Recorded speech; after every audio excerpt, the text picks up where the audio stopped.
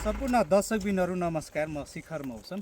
म अहिले भूमि गाउँपालिका वडा नम्बर 9 चुनबाङमा छु, रुकुम पूर्वमा छु।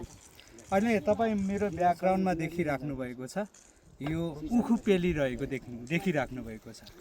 यसको फाइदा के हुन्छ त, यो पेलेपछि हामीलाई शरीरमा के फाइदा हुन्छ त भन्ने विषयमा तपाईँले यो भिडियोलाई सुरुदेखि अन्तिमसम्म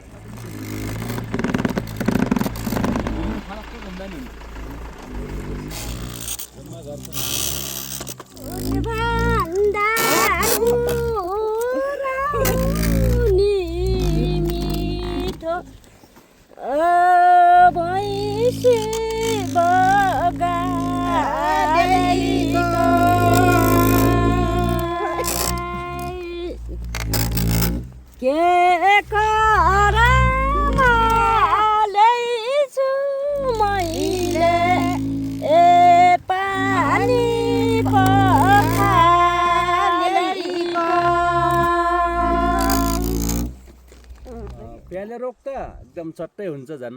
अनि पिर्दियाको जिउहरू जोर्नीहरू दुख्ने सबै ठिक बनाउँछ। प्याले रोगको औषधि पनि हो। अनि त्यसपछि यो खानाले सुत्केरीहरूले पनि खाने हो, एकदम औषधि उत्तम हुन्छ, अर्ग्यानिक हो यो। त्यही भएर यो चाहिँ बनाइराख्ने, यो कोलपर पेलेको औषधि बनाउने हामी गर्छौँ।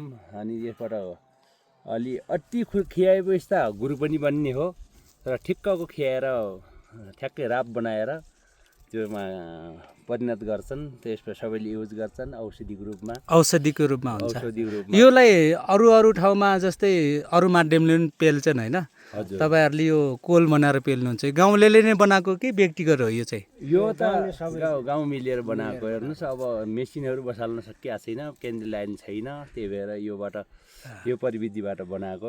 यो उत्तम हो, यो अर्ग्यानिक हो भन्छन् सबैले, यो राम्रो मान्छन्, औषधि पनि हुन्छ। सबले यहीँ पेल्न आउनुहुन्छ कि गाउँभरि सबै यहीँ हो आउने? उखु भएका जतिभरि खेरेर यहाँ आउने हो, सबै मिलेर बनाउने हो। यो अर्ग्यानिक चिज यस्तो हुनुपर्छ, छोड्नु हुँदैन भनेर सबैले हामीले यो युज गरिदिएका छौँ। अब केन्द्रीय लाइन पनि छैन, कुनै मेसिन पनि बसालेका छैनौँ। यो अर्ग्यानिक चिज यो गराउनुपर्छ, यो परम्परालाई पनि तोड्नु हुँदैन भनेर हामीले बनाएका छौँ।